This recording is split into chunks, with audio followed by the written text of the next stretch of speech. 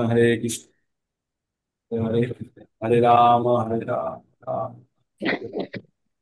সকল ভক্তবৃন্দকে আমার সশ্রদ্ধ প্রণাম। সকালে মঙ্গল আরতি এবং ভগবত গীতার ক্লাসে আপনাদের সকলকে উপস্থিত রেখে আর নিজেকে খুব এই ধন্য গুড্ডু মনে করছি। গুড্ডু এই শোনা গুড্ডু যায়? হরে কৃষ্ণ হরে কৃষ্ণ। সাড়ে আমি সব মিউট করে দিই। আপনাদের যার কথা বলার দরকার হবে সে আনমিউট করে কথা বলবেন, আপনার হাত তুলবেন না। আমি সকলকে মিউট করে দিলাম আর আপনাদের আনমিউট করারও অ্যাক্সেস থাকলো না। হাত তুললে তবেই আমি আনমিউট করতে পারবো। তো আমরা ভগবদ গীতা পঠন করছি। ভগবদ গীতা পঠন করার আগে আমাদের কি করতে হবে? একবার যার মুখ নিঃসৃত বাণী সেই ভগবানকে আমাদেরকে একবার স্মরণ করতে হবে। তাই আমরা ভগবানকে স্মরণ করবো। ওম নমো ভগবতে বাসুদেবায়। ওম নমো ভগবতে বাসুদেবায়। ওম নমো ভগবতে বাসুদেবায়। তো আমরা ভগবদ গীতা পঠন করছি। আমরা কতদূর পর্যন্ত পৌঁছেছি? প্রায় 7 নম্বর অধ্যায়ের শেষের দিকে পৌঁছে গেছি। তো ভগবদ গীতা কি আসলে? আমি প্রতিদিনই আপনাদের বলি, আবারও বলছি, ভগবদ গীতা কি? ভগবদ গীতা ভগবানের মুখ নিঃসৃত বাণী। আর সেই বাণী কোথায় দিয়েছিলেন ভগবান? অর্জুনকে যুদ্ধক্ষেত্রে দিয়েছিলেন। যে বাণী যুদ্ধক্ষেত্রে প্রযোজ্য, সেই বাণী জীবনের যুদ্ধেও প্রযোজ্য, জীবনের প্রতিটি মুহূর্তে প্রযোজ্য। তাই ভগবদ গীতার বাণী আমাদের প্রত্যেকটা মুহূর্তের জন্য এক অমৃত সুর। ঠিক। তো ভগবদ গীতাতে থেকে আমরা কি জানতে পারি? আমরা 5টি বিষয় সম্বন্ধে জানতে পারি। প্রথম হচ্ছে ঈশ্বর, দ্বিতীয় হচ্ছে আত্মা, তৃতীয় প্রকৃতি, চতুর্থ সময়, আর পঞ্চম হচ্ছে কর্ম। এই 5টি বিষয়ের মধ্যে প্রথম 4টি বিষয় ঈশ্বর, আত্মা, প্রকৃতি আর সময় একই প্রত্যেকের জন্য। আমরা যারা এখানে জুম মন্দিরে বসে আছি, আমাদের প্রত্যেকের ঈশ্বর এক, আমাদের প্রত্যেকের আত্মা একই রকমের, আমাদের সময় এক, 5টা 24 মিনিট। আর আমাদের সকলের প্রকৃতি এক। আমরা জুম মন্দিরে বসে আছি, শুধু আমাদের আলাদা কি? আলাদা হচ্ছে আমাদের শরীর। আর এই শরীরটা হচ্ছে আমাদের বাহন বা বস্ত্রের ন্যায়। আর এটি নির্ভর করে আমাদের পূর্ব জন্মের কৃত কর্মের উপর নির্ভর করে বর্তমান জন্মের আমরা শরীর লাভ করছি। ঠিক। আমরা কেমন শরীর লাভ করি? পূর্ববর্তী জীবনে মৃত্যুর সময় আমরা যে যে জিনিস আমাদের আমাদের যে যে কামনা বাসনা অপূর্ণ আছে, সেইগুলো পূরণ করার জন্য আমাদের শরীরটি আমরা প্রাপ্ত করি। তো এইভাবে আমরা জন্ম মৃত্যুর চক্রে আমরা প্রতিনিয়ত আবর্তিত। তো ভগবত গীতার মাধ্যমে প্রকৃত জ্ঞান দেওয়া হয়েছে, যেটা আধ্যাত্মিক জ্ঞান। সাধারণত যেগুলো আমাদের ভৌতিক জীবনে আমরা এই জ্ঞানগুলো পাই না। আমরা সেখানে physics, chemistry, mathematics, history, geography পড়ি, কিন্তু আমাদের যে আধ্যাত্মিক জ্ঞান খুব কম জায়গাতেই দেওয়া হয়, বিশেষ করে ভারতে। তো তবুও আমাদের ভগবদ গীতা এই রূপী যে গ্রন্থ আছে, সম্পূর্ণ জ্ঞানের ভান্ডার। আর আমরা যদি এই জ্ঞানের ভান্ডারকে যদি আমরা, যেমন কোনো কলে প্রচুর জল আছে, মানে কোনো ট্যাঙ্কে প্রচুর জল আছে, কিন্তু জল বেরোয় কখন? যখন আমরা ট্যাপটা খুলে দিই। তেমনি আমাদের কাছে জ্ঞানের ভান্ডার রূপী ভগবদ গীতা আছে। এবার এই ভগবদ গীতার ট্যাপটা খুলতে হবে কি দিয়ে? এই খোলাটা খুব কঠিন, এই ট্যাপটা খুলতে হবে আমাদের জ্ঞানের চোখ দিয়ে। তাই জ্ঞান চক্ষু দিয়ে যখন আমরা এই ট্যাপটা খুলে দেব, তখন আমাদের অমৃত সম যে আহ, পদার্থ আছে ভগবদ গীতার মধ্যে, তা আমাদের উপরে বর্ষিত হবে। তো আমাদের কি করতে হবে? আমাদের সেই ট্যাপটা খোলার চেষ্টা করতে হবে। আর সেটাই আমরা প্রতিনিয়ত ভগবানের নাম স্মরণ করে, ভগবানের কথা শুনে, ভগবানের ভক্তদের সঙ্গ লাভ করে আমরা সেটার জন্য চেষ্টা করি। তো ভগবদ গীতাকে 3টে ভাগে ভাগ করা হয়েছে। প্রথম ভাগ হচ্ছে 1 থেকে 6 নম্বর পর্যন্ত কর্মযোগ। তারপরে 2 7 থেকে 12 পর্যন্ত হচ্ছে আমাদের ভক্তিযোগ। আর তারপরে তারপরে আমাদের ভক্তিযোগের পরে হচ্ছে জ্ঞান যোগ, যেটি হচ্ছে 13 থেকে আমাদের 18 নম্বর অধ্যায় পর্যন্ত। তো এইভাবে আমাদের ভগবদ গীতাকে ভাগ করা হয়েছে। আমরা কর্মযোগ সম্বন্ধে সম্পূর্ণটাই জেনে গেছি, বা পঠন করে ফেলেছি। জানা তো অত সহজ নয়, তবুও আমরা ভগবদ গীতার প্রথম অংশটি আমরা জেনে গেছি। এবার পরবর্তী অংশটি আমরা পঠন করব। ঠিক। তো 7 নম্বর অধ্যায়ে প্রবেশ করে আমরা কি জানতে পারলাম? ভগবানের সম্বন্ধে আমরা জ্ঞান লাভ করছি। ভগবত ভক্তি, কোনো জিনিসের প্রতি ভক্তি তখনই হবে যখন আমরা আহ সেই জিনিসটির সম্বন্ধে আমরা জানতে পারবো। তাই ভগবান প্রথমে দ্বিতীয় অধ্যায়ে অর্জুনকে কি দিলেন? দ্বিতীয় অধ্যায়ে ভগবান অর্জুনকে অর্জুনকে জ্ঞান দিলেন। কিসের জ্ঞান? আত্মার জ্ঞান। ভগবান অর্জুনকে ভগবানের আসল পরিচয় জানান। আসল পরিচয় কি আমাদের? আমাদের আসল পরিচয় হচ্ছে আমরা আত্মা, আর এই শরীরটি হচ্ছে আমাদের বস্ত্রের ন্যায়। যে বস্ত্রটি ফেটে গেলে, ছিঁড়ে গেলে, ব্যবহার অযোগ্য হয়ে গেলে আমরা এটাকে ত্যাগ করে আবার একটি নতুন বস্ত্র ধারণ করি। আর এই যে ত্যাগ করার পদ্ধতিকে বলা হয় মৃত্যু, আর নতুন বস্ত্র ধারণ করার পদ্ধতিকে বলা হয় জন্ম। তো এইভাবে আমাদের আত্মা, যেটার কোনো ক্ষয় নেই, যেটার কোনো মৃত্যু হয় না, সেটাকে আগুনে পোড়ানো যায় না, জলে ভেজানো যায় না, অস্ত্র দ্বারা কাটা যায় না, আর বাতাস দ্বারা শুষ্ক করা যায় না, সেই আত্মা প্রতিনিয়ত শরীর পরিবর্তন করে। আত্মা শরীর নেয় কেন? কারণ এই যে আমাদের আত্মাতে কিছু অতৃপ্ত আমাদের আশা আকাঙ্ক্ষা রয়ে যায়, সেই আশা আকাঙ্ক্ষাগুলোকে পূরণ করার জন্য বারবার আমাদের এই ধরাধামে জন্মগ্রহণ করতে হয়। আর আমাদের যেমন ইচ্ছা থাকে মৃত্যুর সময়ে, সেই ইচ্ছা পূরণ করার জন্য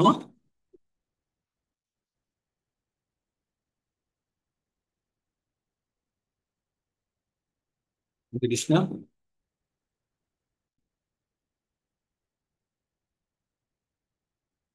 ठीक है, स्क्रीन से और किसी को दे देते। তো আমাদের হরে কৃষ্ণ কৃষ্ণ কৃষ্ণ হরে হরে, রাম হরে রাম রাম রাম হরে কৃষ্ণ কৃষ্ণ কৃষ্ণ হরে হরে, হরে রাম রাম রাম হরে। তো আমাদের বারবার জন্মগ্রহণ করতে হয়, বারবার মৃত্যুবরণ করতে হয়, কারণ আমরা এই দেহ ত্যাগ করিবার পূর্বে যদি আমাদের সমস্ত ইচ্ছা বাসনা হয় পূরণ করতে হবে, না হলে ত্যাগ করতে হবে। মানে দুটো রাস্তা আছে। আমরা যদি ইচ্ছা পূরণ করে ফেলি তাহলে আমাদের আর ইচ্ছা জন্মাবে না, আর যদি আমরা ইচ্ছা পূরণ করতে না পারি তাহলে ইচ্ছাগুলোকে শেষ করে দিতে হবে, মুছে ফেলতে হবে। তবে কিন্তু পরবর্তী জীবন নিয়ে আমরা মুক্তি লাভ করতে পারবো, বা আমাদের পরবর্তী জীবন হবে না। না হলে যদি সামান্যতম ইচ্ছা থেকে থাকে আমাদের মনের মধ্যে, তাহলে আবার পুনরায় জন্মগ্রহণ করতে হবে। জন্মগ্রহণ করলেই জন্ম মৃত্যু জরা ব্যাধি, এই চারটের বেড়া জালে আটকে যাব। আর তার সঙ্গে টিকে থাকছে আধি আত্মিক, আধি দৈবিক, আর আধি ভৌতিক। এই 3 ধরনের, মানে টোটাল 7 ধরনের প্রবলেম। কি? জন্ম মৃত্যু জরা ব্যাধি, আর আধি ভৌতিক, আধি আত্মিক, আর আধি দৈবিক। এই 7 ধরনের প্রবলেম নিয়ে আমাদেরকে প্রত্যেকটা জীবনে যুঝতে হবে। আচ্ছা, একটা জিনিস বলুন তো, আমরা যারা এখানে বসে আছি তারা প্রত্যেকে, যারা পুরুষ, স্পেশালি যারা পুরুষ, বা যারা আমরা বাইরে কাজ করি, বা অর্থ উপার্জনের জন্য যারা নিজেদেরকে বেশি ব্যস্ত করে রাখি, তাদের কি হয়? আমরা সকাল থেকে সন্ধ্যেবেলা পর্যন্ত পরিশ্রম করি কি করে? অর্থ উপার্জন করে আমরা একটা সুন্দর বাড়ি ঘর গাড়ি টাড়ি সব বানাই, বানিয়ে লোন নিই, ব্যাংক থেকে নিয়ে সেই লোনের আবার ইএমআই দিতে থাকি, প্রতি মাসে শোধ করতে থাকি। করে তারপরে কি হয়? তারপরে সেই বাড়িতে কোন রকমের বাড়িটাকে ঠিকঠাক করে সিমেন্টিং করা হয়নি, অমুক না, তবুও প্রবেশ করে যায় ধীরে ধীরে বাড়িতে থেকে কষ্ট করে। বাড়িটি যখন তৈরি হলো কিছুদিন পরে আবার আমরা কিন্তু ওই বাড়ি ছেড়ে চলে গেলাম। কেন? আমাদের মৃত্যু হয়ে গেল। তো এইভাবে আমরা রাজমিস্ত্রির মতো কাজ করছি। রাজমিস্ত্রিরা কি করে? যে কোনো বিল্ডিং বানানোর সময় সেখানে ওরা, ওই যখন বিল্ডিংটা তৈরি হয় তখন ওই বিল্ডিং এর মধ্যে একটা মাদুর পেতে বা এই কিছু পেতে অনেক কষ্ট করে থাকে তারা প্রথমের দিকে। তাকে যে বিল্ডিংটা তৈরি হয়ে যায় সম্পূর্ণভাবে, তখন ওটা ছেড়ে আবার আর একটা নতুন বিল্ডিং তৈরি করতে যায়। তো ওরা যেমন প্রতি 3 মাস বা 4 মাসে একটা করে বিল্ডিং পাল্টায়, বা 1 বছরে পাল্টায়, আমরা কিন্তু প্রত্যেক জীবনে বিল্ডিং পাল্টাচ্ছি। কেমন? এই জীবন জন্মগ্রহণ করলাম, পরিশ্রম করলাম, টাকা উপার্জন করলাম, একটা বাড়ি ঘর সবকিছু তৈরি করলাম। আর কতদিনের ভোগ, যে জিনিসটাকে আমরা বলি ভোগ, ভোগ বলে কিছু হয় না, এগুলো একটা মানসিক শান্তির সন্তুষ্টির জায়গা। আমরা তাই ভাবি প্রচন্ড ভোগ করলাম, কিছুই হলো না। তারপরে সেই বাড়ি ত্যাগ করে আবার আশা আকাঙ্ক্ষা নিয়ে মরলাম, পরে পরবর্তী জীবনে আবার সেই একই পরিশ্রম। মানে রাজমিস্ত্রিরা 1 বছর বা 6 মাস পর পর যে কাজটা করতো, আমরা প্রত্যেক জীবনে সেই কাজটা করছি। তাই বুদ্ধিমান ব্যক্তিরা কি করবে, যে প্রতিবার এরকম পরিবর্তন করার থেকে কি করবে, একটা পার্মানেন্ট জায়গা পাওয়ার চেষ্টা করবে। তাই ভগবান বলছে তামেব শরণাম গচ্ছ সর্বভাবেন ভারত তৎপ্রসাদাৎ পরম শান্তি স্থানং প্রাপ্স্যসি শাশ্বতম। 18 নম্বর অধ্যায়ের 62 নম্বর শ্লোকে ভগবান বলেছে, তাই বারে বারে এখানে ওখানে বানরের মতো ঝাঁপানোর থেকে একটি প্রকৃত জায়গা তুমি খুঁজে নাও, যেখানে গেলে তোমাকে আর বারে বারে জায়গা পরিবর্তন করতে হবে না এবং চির শান্তি তুমি সেখানে পাবে। আপনারা বলতে পারেন যে আজকের দুনিয়াতে প্রত্যেকটা, মানে আমরা যারা এখানে জুন মন্দিরে বসে আছি, তারা প্রত্যেকে খুব খুব হ্যাপি, খুব খুব শান্তিতে আছেন? একটা হাতও উঠবে না, আমি গ্যারান্টি দিয়ে বলছি। প্রত্যেকের কিছু না কিছু প্রবলেম আছে। আর এই প্রবলেমের জন্য এই পৃথিবীর নাম কি? দুঃখালয়ম অশাশ্বতম। এই দুঃখালয়ম অশাশ্বতম পৃথিবীতে এসে কেউ যদি সুখ খোঁজে, তাহলে সে মদের দোকানে গিয়ে দুধ চাইছে, বা স্কুলে গিয়ে সে টাকা চাইছে। কি, যে সেটা ব্যাংকের মতো, স্কুলে গিয়ে টাকা চাইলে তো পাওয়া যাবে না, বিদ্যালয়ে বিদ্যা পাওয়া যায়, সেখানে সেটা ব্যাংক নয়, সেখানে টাকা পাওয়া যাবে না। তেমনি ভোজনালয়ে ভোজন পাওয়া যাবে। তেমনি এই পৃথিবীর নাম হচ্ছে দুঃখালয়, আর সেখানে দুঃখ পাওয়া যাবে। আর আর একটা জিনিস আছে, দুঃখ পেয়েও যদি কেউ যদি অ্যাডজাস্ট করে বলে যে আমি এইভাবে অ্যাডজাস্ট করে থাকি, তাহলে কি হবে? তাতেও নিস্তার নেই। কেন? দুঃখালয়ম, তার সঙ্গে আবার কি অশাশ্বত, মানে দুঃখ পেয়েও যদি কেউ যদি ভাবে আমি অ্যাডজাস্ট করে থাকবো, তবু হবে না। কারণ এটা ক্ষণস্থায়ী, অশাশ্বত, শাশ্বত নয়। তাই আমাদের এই পৃথিবীতে যদি কেউ ভাবে যে আমি একটা পার্মানেন্ট ডেরা তৈরি করে নিয়েছি, এখানে খুব শান্তিতে থাকবো, সেটা হবে মূর্খের মতো কাজ। তাই বুদ্ধিমানরা কি করবে? বুদ্ধিমানরা করবে যে এখানে কোনো রকমে এখান থেকে কিভাবে বেরোনো যায় সেই চিন্তা ভাবনা করবে। তো এখান থেকে বেরোতে গেলে কি, ভগবান হাজারো রাস্তার কথা বলেছেন, যে এই জন্ম মৃত্যুর আবর্ত থেকে বেরিয়ে চির শান্তির জায়গা যদি কাউকে পেতে হয়, তাহলে ভগবানের শরণাপন্ন হতে হবে। আর আপনারা প্রত্যেকে ভগবানের শরণাপন্ন হওয়ার জন্য প্রতিদিন প্রতিনিয়ত আপনারা চেষ্টা করছেন। তাই ভগবান 7 নম্বর অধ্যায়ে অর্জুনকে জ্ঞান দিতে গিয়ে বললেন, আমি তোমাকে এমন কিছু জ্ঞান দেব, যে জ্ঞান শোনার পরে আর তোমার আর কিছু শেখা বাকি থাকবে না। প্রথম জ্ঞানটি কি দিলেন? তিনি বললেন, আমি সর্বশ্রেষ্ঠ। আমি, না হাজার হাজার মানুষের মধ্যে কেউ আমাকে মনে করার চেষ্টা করে বা আমার ভক্তি করার চেষ্টা করে, আর এইরকম যারা চেষ্টা করে তার মধ্যে হাজার হাজারের মধ্যে থেকে একজন কেউ আমার তত্ত্বগত ভাবে জানবে। তো আপনাদেরকে ভাবতে হবে যে আপনারা কত রিয়ালি সিডেড, মানে কতজনের মধ্যে আপনারা বাছাই করা, যে আপনারা ভগবান ভক্তির জন্য আপনারা নিজেদেরকে চালিত করছেন, বা আপনারা উৎসাহিত নিজের ভগবান ভক্তির জন্য। এটা কি অত্যন্ত বিশাল ব্যাপার। আর এই জিনিসটাকে গর্ব না ভেবে আপনি ভাববেন ভগবানের কৃপা ভেবে নিজেকে ভগবান ভক্তির দিকে আরো এগিয়ে নিয়ে চলুন। 4 নম্বরে ভগবান কি বললেন?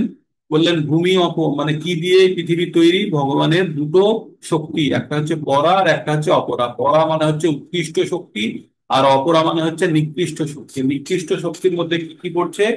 ভূমি অপ নল বায়ু খং মন বুদ্ধির এই বচা। ভূমি মানে হচ্ছে মাটি, ভূমি অপ মানে হচ্ছে জল, অনল মানে হচ্ছে আগুন, আর বায়ু মানে হচ্ছে বাতাস, আর খং মানে হচ্ছে আকাশ। তো এই 5টি জড় পঞ্চভূত বলে, এই দ্বারা আমাদের শরীর জড় শরীর তৈরি। এছাড়া আমাদের আর একটি শরীর আছে, তার নাম হচ্ছে সূক্ষ্ম শরীর। সেটা তৈরি হচ্ছে মন বুদ্ধি অহংকার, মন বুদ্ধি অহংকার এই বছর বললো। তাহলে এই 8টা দিয়ে আমাদের পড়া, আমাদের অপরাশক্তি, ভগবানের অপরাশক্তি দিয়ে 8টা তত্ত্ব দিয়ে আমাদের এই শরীরটি তৈরি। তো এই 8টা তত্ত্বকে আবার যদি পরে বিশ্লেষণ করা হয়, তাহলে 8টা তত্ত্বর পরে আরো আরো 5টা চলে আসে আমাদের কর্মেন্দ্রিয়, আর 5টি হচ্ছে জ্ঞানেন্দ্রিয়। তাহলে 8 আর 10-এ 18টি হয়ে গেল। আর 5টি হচ্ছে ইন্দ্রিয়ের বিষয়সমূহ। ইন্দ্রিয়গুলো কি কি? আমাদের জ্ঞানেন্দ্রিয়, চক্ষু কর্ণ নাসিকা জিহ্বা ত্বক। আর তার বিষয়সমূহ কি কি হচ্ছে? রূপ রস গন্ধ শব্দ স্পর্শ। ঠিক আছে, রূপ রস গন্ধ শব্দ স্পর্শ, এই 5টা। তাহলে টোটাল কত হলো? 18 × 5 = 23টা। আর একটি আছে প্রধান, যে প্রকৃতির 3টে গুণ সত রজ তম। এই প্রকৃতির 3টে গুণের মধ্যে যে সমষ্টিগত ভাবে লড়াই করে যে জিতলো, সেটা হচ্ছে প্রধান। তাহলে আমাদের আমাদের কি হলো? 23টি 24টি তত্ত্ব হলো। এই 24টি তত্ত্বের মধ্যে যখন 8টা ঢুকছে, পরাতত্ত্ব ঢুকছে, তখন একটি জীবন্ত প্রাণী হিসাবে আমরা এখানে জীবকে পেয়ে যাচ্ছি। ঠিক, তো এইভাবে আমাদের ভগবানের পরার অপরাতত্ত্বের কথা বলেছেন। তারপরে ভগবান বলছে যে সবকিছুর মধ্যে আমি শ্রেষ্ঠ, আমার দ্বারা সমগ্র জগৎ সংসার চলছে। যেমন মালাতে পুঁতিগুলো গাঁথা থাকে, একটাও এদিক ওদিকে পড়ে যায় না, তেমনি সমস্ত বিশ্ব সংসার আমার শক্তি দ্বারা গাঁথা আছে, বাঁধা আছে। তাই কেউ, এই পৃথিবী নিজের চক্রে ঘুরছে, সূর্য নিজের জায়গাতে আছে, চন্দ্র নিজের মতো ঘুরছে। আপনি বলুন তো প্রথমবার কে ঘুরিয়ে দিয়েছিল বা কিভাবে সৃষ্টি হয়েছিল? তো এটা কেউ যদি বলে এমনি এমনি হয়েছে, তাহলে সেটা ভুল ধারণা, তাদের মূর্খের মতো কথা। এমনি কোনো জিনিস হয় না, এর জন্য স্রষ্টা আছেন, এই স্রষ্টা হচ্ছে শ্রী ভগবান। তারপরে ভগবান 8 নম্বর থেকে বলতে শুরু করলেন তার আহ জড়জগতের পুরে কি। তিনি জলের স্বাদ, তিনি অগ্নির তেজ, তিনি চন্দ্র সূর্যের আলোর রশ্মি, তিনি বেদের ওঙ্কার, আর তিনি পুরুষের পৌরসত্ব। আর কি বললেন? তিনি পৃথিবীর পূর্ণ গন্ধ আর আগুনের তেজ। আর কি বললেন? প্রত্যেকটা জীবের জীবন, আর তপস্বীদের তপস্যা। আর কি বললেন? প্রত্যেকটা জীবের তিনি বীজ, তিনি পিতা, বীজ প্রদানকারী তিনি পিতা। আর বুদ্ধির, যারা বুদ্ধিমানদের বুদ্ধি, আর যাদের তেজ আছে তাদের তেজস্বীদের তেজ। তারপরে ভগবান বললেন আমি সকলের শক্তি। কি শক্তি? যে শক্তির মধ্যে কোনো আসক্তি বা ইন্দ্রিয় তৃপ্তির ইচ্ছা নেই, সেই শক্তি। কাম ও রাগ বিবর্জিতম। কিন্তু ধর্মের বিরুদ্ধে যদি কখনো কোনো সংগ্রাম হয়, তখন কাম রূপে আমি বর্তমান, যে আমি ধর্মের বিরুদ্ধে লড়াইয়ের জন্য আমি আছি। তারপরে ভগবান বললেন তিনটে গুণ ভগবানের, শত রজতম। এই তিনটে গুণ দ্বারা সমস্ত জগৎ সংসারকে চালানো হচ্ছে। কিন্তু ভগবান বললেন যদিও আমার থেকে এই তিনটে গুণ উৎপন্ন হয়েছে, তবু আমি এই তিনটে গুণের অধীনে নই। তারপরে বললেন, ভগবান কি বললেন? এই তিনটে গুণ, শত রজতম গুণের প্রভাবে সমস্ত জগৎ আচ্ছন্ন হয়ে আছে, মোহিত হয়ে আছে।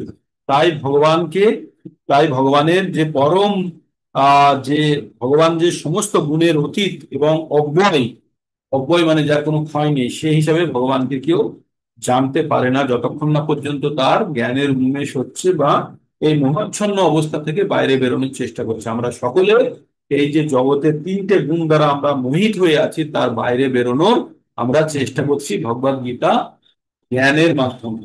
তারপরে বললেন দৈবী হইসা গুণময়ী মম মায়া দুরত্যয়া মামেব প্রপদ্যন্তে মায়ামেতং তারন্তি।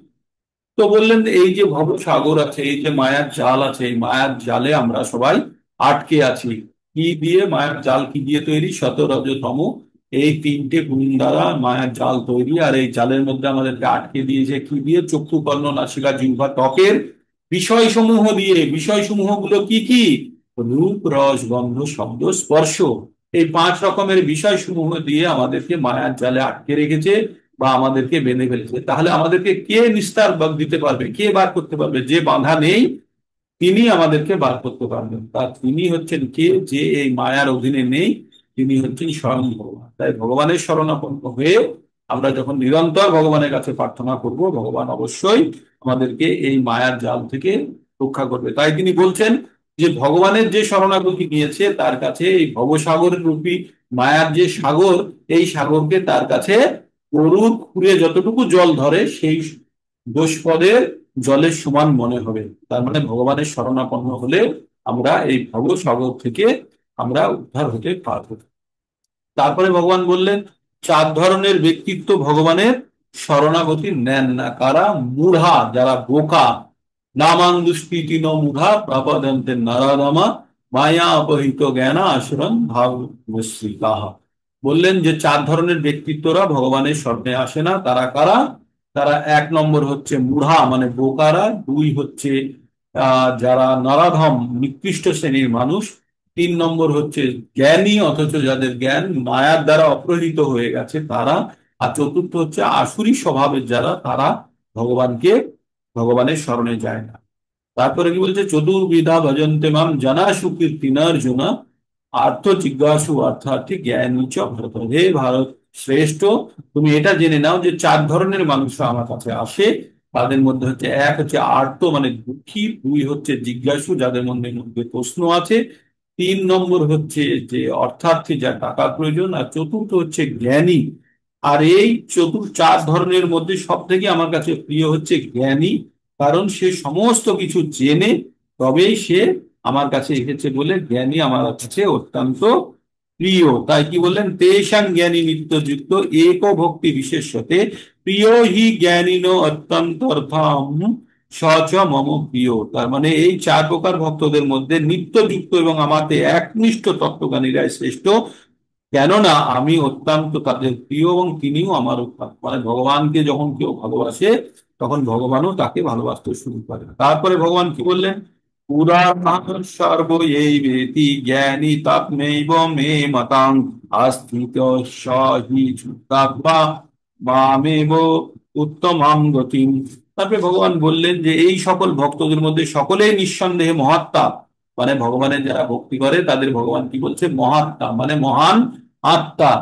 কিন্তু আমার তত্ত্বজ্ঞানে অধিষ্ঠিত জ্ঞানী, কিন্তু ভগবান সম্বন্ধে জ্ঞান অর্জন করে যে ভগবানের ভক্তি করছে তারা আমারই আত্মস্বরূপ এবং আমার অপ্রাকৃত সেবায় যুক্ত হয়ে সর্বোত্তম গতি স্বরূপ আমাকে লাভ করে, মানে ভগবানকে প্রাপ্ত করে। তারপরে ভগবান বললেন যে জ্ঞানীরা কি করে, বহু জন্মের পর তারা জানতে পারে ভগবান কৃষ্ণ সবকিছুর মূল, তখন তারা কি করে, তখন তারা ভগবান ভক্তিতে চলে আসে। তার মানে জ্ঞানীরা অনেক জন্ম ধরে জ্ঞানের খুব চর্চা করে এবং গর্ব করে, কিন্তু পরবর্তীতে জানে যে তার শেষে কিছুই নেই, তুষ, তাই তখন ভগবানের শরণাগতি লাভ করে। তাই বলছে বহুরাম জন্ম না মানতে জ্ঞানমান মান প্রপদ্যতে বাসুদেব সর্বমিতির স্বমাহাত্ম সুদুর্লভ। মানে এই রকমের মহান আত্মা আবার অতি দুর্লভ। ঠিক আছে, তাই ভগবান সম্বন্ধে বলতে গিয়ে ভগবান কি, ব্রহ্মা কি বলেছেন, ঈশ্বর পরম কৃষ্ণ সচ্চিতানন্দ বিগ্রহ আদির আদি গোবিন্দ সর্বকারণ কারণ। তো এখানেও সর্বকারণের কারণ যখন জানবে তখনই ভগবানের প্রতি ভক্তি বেড়ে যাবে। তারপরে ভগবান বলছে কামস্তয় স্তয় অপহৃত জ্ঞানা পাপদন্তে অন্য দেবতা কাম কাম নিয়মস্থায় প্রকৃত নিয়তস্তয়া। কালকে এই পর্যন্ত এসে থেমেছিলাম। তার মানে জড় কামনা বাসনা, মানে এখানে কি বলছে, কাম স্তয় অপহৃত জ্ঞানা, যাদের কাম বাসনা, যাদের প্রকৃত জ্ঞানকে অপহরণ করে নিয়েছে তারা কি করেন, দেব দেবতার পুজো করেন। মানে শুনে আপনাদের একটু খারাপ বা অন্যরকম মনে হচ্ছে, তার মানে দেব দেবতার পুজো যারা করে তারা কারা, যাদের আসল বুদ্ধিকে কাম বাসনা হরণ করে নিয়েছে। আর আমরা কি বলেছি, কাম মানুষের সব থেকে বড় শত্রু। সেই কাম কি করে, কামের কারণে আমাদের মধ্যে লোভের উৎপত্তি হয়, আর লোভ যদি আমাদের না মেটে তখন ক্রোধ তৈরি হয়। তাহলে কাম ক্রোধ আর লোভ কি, এগুলো নরকের রাস্তা। তাহলে যাদের জ্ঞানকে কাম অপহরণ করে নিয়েছে, মানে শক্তি দিয়ে কাম অপহরণ করে নিয়েছে, তারা কি করে, অন্য দেব দেবতার পুজো করে। তাই কি বলছে, কামস্তয় প্রহিত জ্ঞানা প্রপদন্তে অন্য দেবতা তং তং নিয়মস্থায় প্রকৃতান নিয়ত স্থায়া নিয়ত নিয়ত স্বয়া। তো ভগবান কি বললেন, জড় কামনা বাসনা যাদের দ্বারা, যাদের জ্ঞান অপহৃত হয়েছে তারা অন্য দেব দেবতার শরণাগতি লাভ করেন এবং তাদের স্বীয়, তাদের নিজস্ব স্বভাব অনুসারে বিশেষ নিয়ম পালন করেন। যে ভগবানের পুজো করতে গেলে, দেবতাদের পুজো করতে গেলে যে নিয়ম আছে নিয়ম পালন করেন, করে সেই দেব দেবতাকে দের উপাসনা করে সন্তুষ্ট করার চেষ্টা করেন। দেব দেবতাদের সন্তুষ্ট করলে কি হবে, দেব দেবতারা, তারা, আমি যে জিনিসের জন্য কামনা বাসনা চরিতার্থ করার জন্য দেবতাদের কাছে আমি তারা উপাসনা করছি, তিনি সন্তুষ্ট হয়ে আমাদেরকে সেটা দিয়ে দেবেন। 21 নম্বর শ্লোকে কি বলছে, যো যো জং জং তনু ভক্ত শ্রদ্ধায়া চিত্তুম ইচ্ছামি তস্য তস্য চলাং শ্রদ্ধাং তামেব বিদধাময়ম। ভগবান কি বললেন, পরমাত্মা রূপে আমি সকলের হৃদয়ে বিরাজ করি। আসল কথা বলে দিলেন ভগবান। ভগবান বলছে আমি পরমাত্মা রূপে আমি সকলের হৃদয়ে বিরাজ করি। যখন কেউ কোনো দেবতার পুজো করতে ইচ্ছা করে আমি তখন সেই ভক্তের তাতেই অচলা শ্রদ্ধা বিধান করি। তো যখন কারোর কোনো দেব দেবতা পুজো করার ইচ্ছা হয়, তখন ভগবান তার হৃদয়ে যেহেতু অবস্থিত আছে, ভগবান বুঝতে পারে যে সে অন্য কোনো দেবতার পুজো করতে চাইছে, তখন তার মধ্যে ভগবান শ্রদ্ধা অর্পণ করেন বা শ্রদ্ধা দেন। এবং তাতে কি করে, তাতে সেই বিশেষ দেবতার সেবায় সে একনিষ্ঠ হয়ে সে দেবতা পুজো করে। এখানে কিন্তু আমরা দেবতার বলছি, ভগবানের বলছি না।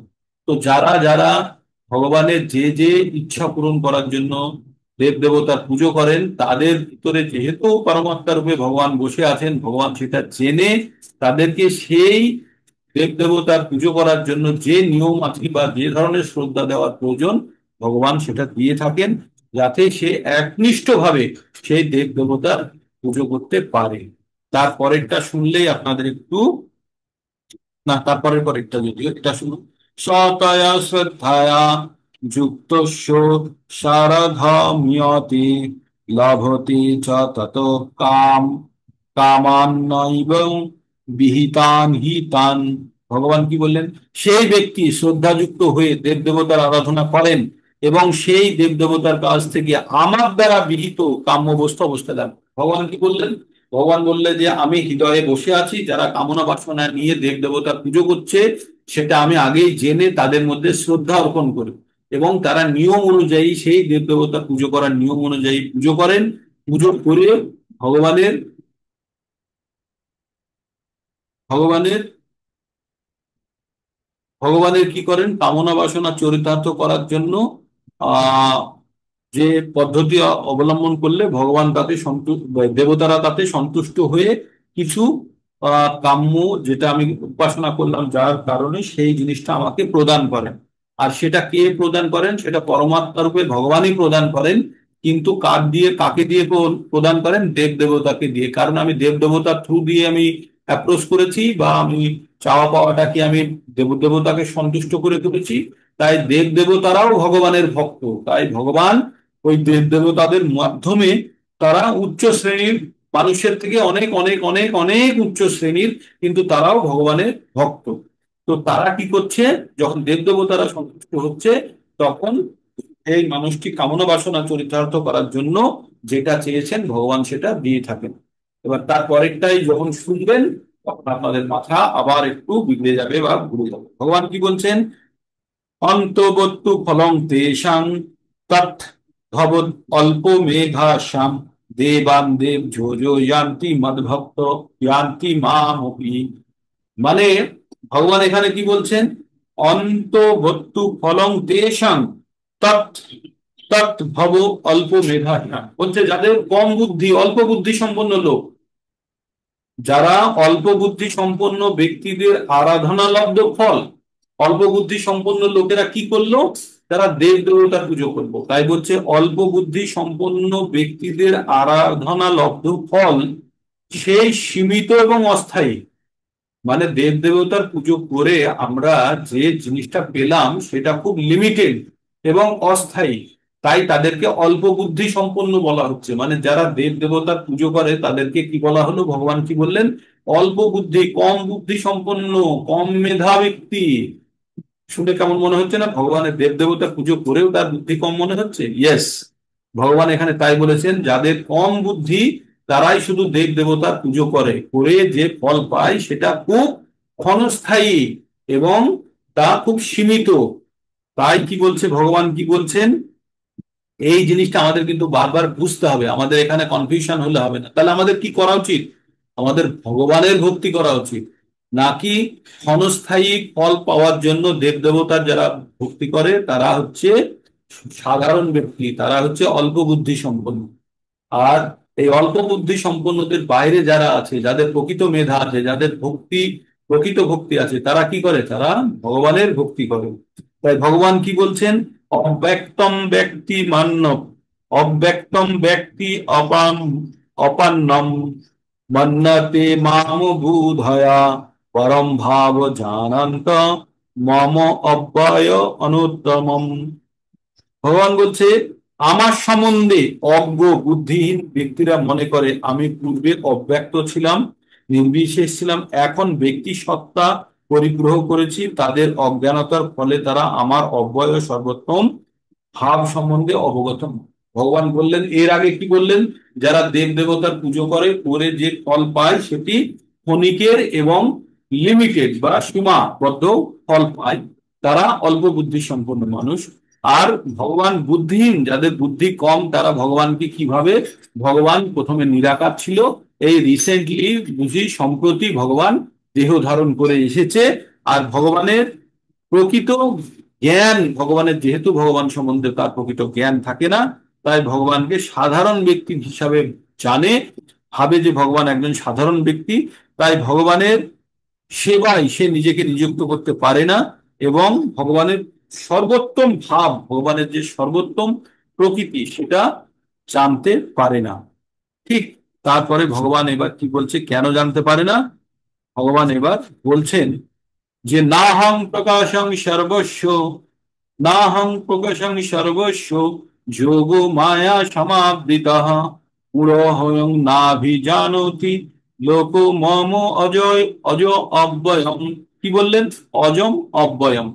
ভগবান বললেন নাহং প্রকাশং সর্বস্ব, ভগবান বললেন আমি সব জায়গাতে নিজেকে প্রকাশ করি না। ভগবান কি বললেন? আমি সব জায়গাতে নিজেকে প্রকাশ করি না, আমার যোগ মায়া দ্বারা আমি আবৃত থাকি। আর যারা মূঢ়, যারা বোকা, তারা জানতে পারে না, যে কি জানতে পারে না, যে আমি অজ, অজ মানে যার জন্ম হয় না। ভগবান বলছেন আমি অজ, মানে আমার জন্ম নেই, আমি অব্যয়, আমি অক্ষয়। তাই বলছে আমি মূঢ়, মূঢ়া ও বুদ্ধিহীন ব্যক্তিদের কাছে কখনো নিজেকে প্রকাশিত, নিজে কখনো প্রকাশিত হই না। তাদের কাছে আমার অন্তরঙ্গা শক্তি যোগমায়ার দ্বারা আমি আবৃত থাকি, তাই তারা আমার অজ, অজন্মা ও অব্যয় স্বরূপকে জানতে পারে না, তাই ভগবান সম্বন্ধে প্রকৃত জ্ঞান অর্জন করতে পারে না। ভগবান যে অজ, ভগবানের যে জন্ম হয় না, জন্মরহিত, এবং অব্যয় মানে ক্ষয়রহিত, সেটা কারা জানতে পারে না? মূঢ়া, বোকা ব্যক্তিরা। কারণ বোকা এবং বুদ্ধিমান ব্যক্তিরা, তাদের কাছে ভগবান কখনো প্রকাশিত হয়নি, কারণ তারা দেব দেবতাদের, দেব দেবতাদের কাছ থেকেই তারা তাদের কামনা বাসনা চরিতার্থ করার জন্য তারা উপাসনা করে যে জিনিসটা পায়, সেই জিনিসটাতেই তারা সন্তুষ্ট থাকে। কিন্তু তার বেশিও যে কিছু হতে পারে, তাদের অত্যন্ত মেধা যাদের আছে, তারাই শুধু এটা জানতে পারবে। তাই ভগবান এক জায়গাতে বলেছে, বলেছিলেন না, যে আপনারা পরবর্তীতে শুনবেন হয়তো, কৃষ্ণ বর্ণ তৃষা কৃষ্ণ সাঙ্গ পাঙ্গ অস্ত্র পার্শ্ব, সাঙ্গ পাঙ্গ অস্ত্র পার্শ্বদম যজ্ঞের সংকীর্তন প্রায়ে যজন্তি সুমেধস। বলছে কলিযুগে ভগবান কৃষ্ণ আসবেন, কিন্তু কালো বর্ণে নয়, তিনি আসবেন গৌরাঙ্গ রূপে, এবং গৌর অঙ্গ রূপে, ঈশা অকৃষ্ণ, কালো নয়। এবং কি করতে আসবেন? যজ্ঞ করতে আসবেন। কি যজ্ঞ? সংকীর্তন যজ্ঞ। আর সেটা কারা বুঝতে পারবে? সুমেধাস, যারা অত্যন্ত মেধাশালী। তাহলে অত্যন্ত মেধাশালী ব্যক্তিরা ভগবানকে চিনতে পারবে, কিন্তু যারা মূঢ়া, যাদের বুদ্ধি কম, যারা বোকা, তারা ভগবানকে চিনতে পারবে না। ভগবান যে অজ এবং অব্যয় সেটাও জানতে পারবে না, এবং তারা দেব দেবতার উপাসনা করে দেব দেবতা দ্বারা যে যতখানি ফল দিয়েছেন সেইটা নিয়ে তারা সন্তুষ্ট থাকবে। এবার 27 নম্বরে আমরা চলে যাব। আমরা চলে যাব ইচ্ছা দেশ সমুত্থেনা দ্বন্দ্ব মোহেন ভারত সর্বভূতানি সম্মোহং য়ার্গে ইয়ান্তি পরন্তপ। এবার ভগবান কি বললেন? হে ভারত, হে পরন্তপ, ইচ্ছা আর দেশ, ইচ্ছা আর দেশ থেকে উদ্ভূত দ্বন্দ্বের দ্বারা বিভ্রান্ত হয়ে মানুষ, সমস্ত জীব মোহাচ্ছন্ন অবস্থায় জন্মগ্রহণ করে। এই যে আমরা যে জন্মগ্রহণ করি, আমাদের মধ্যে দুটো বল কাজ করে। একটা হচ্ছে ইচ্ছা, যে কোনো জিনিস পাওয়ার তীব্র ইচ্ছা। আর দেশ, দেশ মানে হচ্ছে আহ অন্যের প্রতি খানিকটা ঈর্ষা ভাবটাকেও দেশের মধ্যে আনা যেতে পারে। যে এই যে জিনিসটা, যে তীব্র পাওয়ার ইচ্ছা আর অন্যের প্রতি আমাদের যে ঈর্ষা, এই দুটো জিনিসের কারণে মানুষ কি করে, যে তার মধ্যে একটা দ্বন্দ্ব তৈরি হয়, বিভ্রান্ত তৈরি হয় হয়ে, আর যখন জীব জন্মগ্রহণ করে তখন সে মোহিত থাকে, মোহাচ্ছন্ন থাকে। তাই ভগবান কি বললেন 28 নম্বরে? ভগবান বললেন যে তেষাং তন্তগতং পাপং, এইটা খুব গুরুত্বপূর্ণ শ্লোক, তেষাং তো অন্তগতং পাপং জননাং পুণ্য কর্মণাং তে দ্বন্দ্ব মুহুর নির্মুক্তা ভজন্তে মাম দৃঢ়ব্রতা। এতক্ষণ পর্যন্ত অল্প বুদ্ধি সম্পন্ন মানুষের কথা বলছিল, বলতে বলতে ভগবান এবার বুদ্ধি সম্পন্ন মানুষের কথা বললেন। বুদ্ধি সম্পন্ন মানুষ কারা? যাদের সমস্ত পাপ মুক্ত হয়েছে, যারা সমস্ত পাপ থেকে মুক্ত হয়েছে। কিভাবে মুক্ত হয়েছে? তাদের পাপের ঝোলাতে ফুটো হয়ে গেছে, ফুটো হয়ে পাপ ঝরঝর ঝরঝর করে, যেমন বালু হাতে ধরে রাখলে বালি পড়ে যায়, তেমনি পাপের ঝোলা যদি ফুটো হয়ে যায় নিচের দিক থেকে, তাহলে সমস্ত পাপ পড়ে যাবে। আর পাপের ঝোলা ফুটো হবে কিভাবে?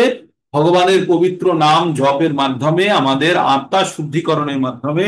যখন আমাদের আত্মা, আমাদের মন, আমাদের শরীর পবিত্র হতে থাকবে, তখন আমাদের পাপের ঝোলা ফুটো হয়ে ঝরঝর করে পাপ পড়ে যাবে। আর যখন পাপ শেষ হয়ে যাবে আমাদের ঝোলা থেকে, তখন কি হবে?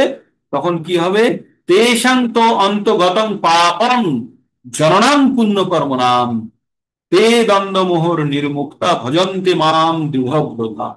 ভজনা কথার অর্থ হচ্ছে, ভজনা শুধু ভগবানেরই হয়, আর বাকিদের উপাসনা হয়, পুজো পাঠ হয়, কিন্তু ভজনা শুধু ভগবানের হয়, এটা মাথায় রাখবেন। যখন ভজনা কথার উল্লেখ করা হবে, তখন ভগবান, আর ভগবান মানে শুধু শ্রীকৃষ্ণ বা বিষ্ণু, তারই যখন পুজো পাঠ করা হয় সেটাকে বলে ভজনা। এই যে আমরা ভগবদ গীতা পাঠ করছি, এটাও একটি ভজনার অংশ, কারণ আমরা ভগবানের কথা শুনছি, ভগবানের কথা বলছি, ভগবানের কথা স্মরণ করছি, তাই এটা ভজনার একটা অংশ। তাই কি বলছে? যে সমস্ত পুণ্যবান ব্যক্তির পাপ সম্পূর্ণরূপে দূরীভূত হয়েছে, তারা দ্বন্দ্ব দ্বন্দ্ব মোহ থেকে মুক্ত হয়েছেন। তাদের মনের মধ্যে আর কোনো দ্বন্দ্ব নেই, এটা ভালো না এটা মন্দ, তাদের কোনো আকর্ষণও নেই জড় জগতের উপরে।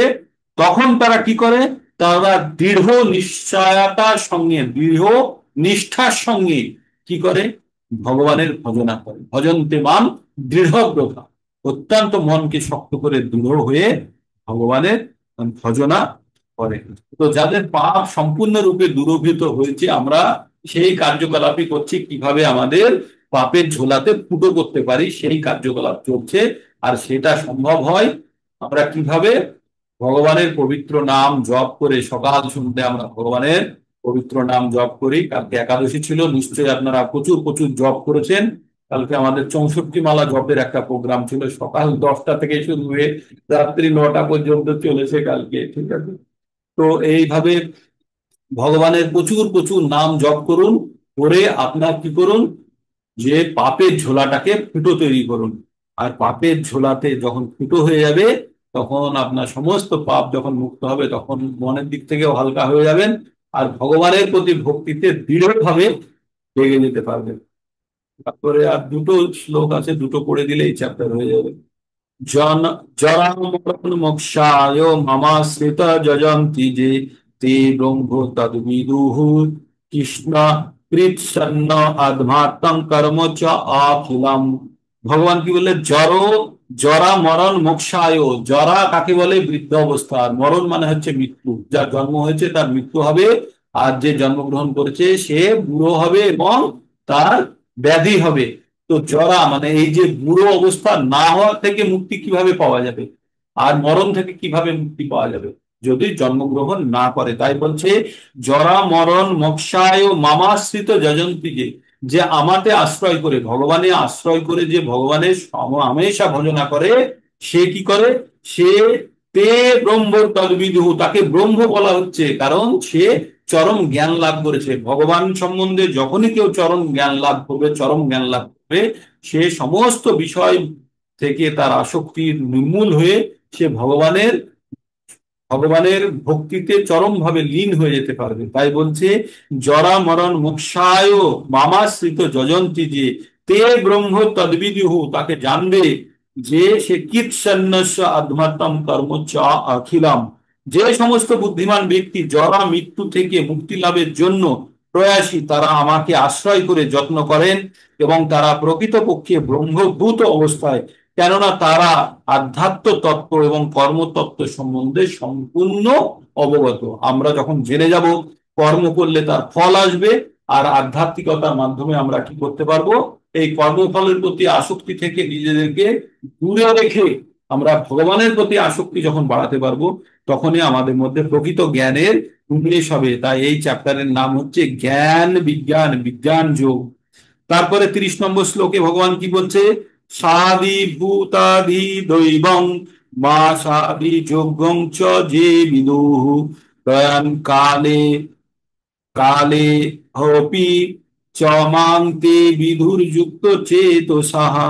কি বললেন? সাদি ভূতাদি দৈবং, সাদি ভূতাদি দৈবং মাম সাদি যোগং চ যে বিদুঃ প্রয়াণ কালে চপি চমাং তে বিধুর্যুক্ত চেতসা। ভগবান বললেন যারা আদি ভূত তত্ত্ব, আদি দৈব তত্ত্ব এবং আদি যোগ্য তত্ত্ব সম্বন্ধে আমার পরমেশ্বর ভগবান বলে অবগত হন, আমাকে পরমেশ্বর ভগবান বলে, তারা আমাকে আসক্তি আসক্ত চিত্ত, এমনকি প্রয়াণকালেও তারা আমাকে স্মরণ করতে পারে। তো এই যে লাস্টের যে শ্লোকটি আছে সেটি হচ্ছে 8 নম্বর অধ্যায়ের শুরু করার একটা জায়গা তৈরি করে দিয়েছে, ঠিক? তো 7 নম্বর চ্যাপ্টার আজকে শেষ হয়ে গেল। এইভাবে ভগবত গীতা পুরো শেষ হয়ে যাবে। আপনাদের মধ্যে প্রচন্ড জ্ঞানের আপনাদের যে ভান্ডার, সে ভান্ডার ধীরে ধীরে পূর্ণ হচ্ছে। আপনারা প্রতিদিনই কিছু না কিছু নতুন কথা শোনেন আর সেগুলোকে নিজের কাছে ধরে রাখার চেষ্টা করুন। এইভাবে ভগবান 7 নম্বর অধ্যায়ে ভগবান সম্বন্ধে কিছুটা জ্ঞান আমাদের দিলেন, কিছুটা, আর সেই জ্ঞানের কিছুটা হয়তো আমরা সংগ্রহ করে ভগবান সম্বন্ধে, ভগবানের রূপ সম্বন্ধে আমরা রূপ গুণ সম্বন্ধে জানার চেষ্টা করছি। তাহলে অল্প বুদ্ধি সম্পন্ন ব্যক্তিরা কি করে? দেব দেবতার পুজো করে, আর দেব দেবতার পুজো করে যে ফল পাওয়া যায় সেটি ক্ষণিকের। আর সেই ফল তারা তারা সেই ফল নিয়ে সন্তুষ্ট থাকে যাদের বুদ্ধি মায়ার দ্বারা আচ্ছন্ন, অল্প বুদ্ধি সম্পন্ন লোক। আর যারা দ্বন্দ্ব মোহ থেকে যারা মুক্ত হয়ে গেছে তারা কি করে? তারা ভগবানের ভজনায় সম্পূর্ণভাবে নিজেকে বিলীন করে দেয়। তাই বলছে তেষাং তন্তগতং পাপং জননাং পুণ্য কর্মণাং তে দ্বন্দ্ব মোহ নির্মুক্তা ভজন্তে মাম দৃঢ়ব্রতা। ক্যামেরা অন করুন একবার। তো তারা, ক্যামেরাটা অন করুন, একটা স্ন্যাপশট নিয়ে নিই। তো ভগবান বললেন যে যাদের পাপের ঝোলা ফুটো হয়ে গেছে, পাপ যাদের ঝুরঝুর করে পড়ে গেছে ব্যাগ থেকে, এবার তারা তারা কি করে? তারা ভগবানের ভজনায় তারা যুক্ত হয়। তার মানে আপনারা নিজেদেরকে ভাববেন যে ভগবানের অসীম কৃপায় আপনারা ভগবত ভক্তির পথে অগ্রসর হচ্ছেন। সম্ভবত আপনাদের পাপের ঝোলা সব ফুটো হয়ে গেছে, পাপ ঝুরঝুর করে বেরিয়ে যাচ্ছে। যখন সম্পূর্ণরূপে পাপ থেকে মুক্ত হয়ে যাবেন তখন দেখবেন ভগবানের প্রতি আরো দৃঢ়ভাবে আপনাদের ভক্তি শুরু হয়ে গেছে। তো এইভাবে আমাদের 7 নম্বর অধ্যায় শেষ হলো। কাল থেকে 8 নম্বর অধ্যায় শুরু হবে। আর আপনাদের বলেছিলাম 5 মিনিটের একটা লেকচার প্রস্তুত করতে, এক একটা অধ্যায়ের নিজেরা লিখুন। তাহলে কি হবে? তাতে আপনাদের ওই অধ্যায় সম্বন্ধে জ্ঞানটি, যখন আমরা 18টি অধ্যায় সম্পন্ন করব, তারপরে তো আমাদের মনে করতে হবে না কোন নম্বর অধ্যায়ে কি পড়েছি। তো এই সামারি এখন কষ্ট করে একবার মনে করে রাখলে পরবর্তীতে আপনাদের সুবিধা হয়। হরে কৃষ্ণ হরে কৃষ্ণ কৃষ্ণ কৃষ্ণ হরে হরে, হরে রাম রাম রাম হরে হরে। আর কেউ ক্যামেরা অন করবেন? হরে কৃষ্ণ কৃষ্ণ কৃষ্ণ হরে হরে, হরে রাম রাম রাম হরে হরে। হরে কৃষ্ণ কৃষ্ণ কৃষ্ণ হরে হরে, হরে রাম রাম। কারো কিছু বলার থাকলে হ্যান্ড রেজ করে বলতে পারেন। আর এই ভগবত গীতার জ্ঞান আপনারা আরোহণ করুন। এক অমূল্য জিনিস আপনাদের কাছে, মানে আপনাদের বাড়িতে যেন কেউ ট্যাপ লাগিয়ে দিয়ে গেছে আর সেই ট্যাপ দিয়ে অমৃত পড়ছে, ঠিক আছে? সেই অমৃতকে স্বাদ গ্রহণ করার শুধু ক্ষমতা তৈরি করতে হবে, বাস, আর কিচ্ছু নয়। ভগবত গীতার বাণী অমৃত বাণী। তাই এই আপনার বাড়িতে যে ট্যাপ লাগিয়ে দিয়ে গেছে কেউ ভগবত গীতার, সেই ট্যাপটা খুলতে হবে আর অমৃত পান করতে হবে। সেইটুকু কষ্ট আপনারা করুন, ঠিক? এইভাবে ভক্তি করতে থাকুন। আজকে এখানে শেষ করবো। হরে কৃষ্ণ কৃষ্ণ কৃষ্ণ হরে হরে, হরে রাম রাম রাম হরে হরে। ভগবানের অনেক অনেক নাম জপ করুন আর পাপের ঝোলাটাকে ফুটো করার চেষ্টা করুন। হরে কৃষ্ণ।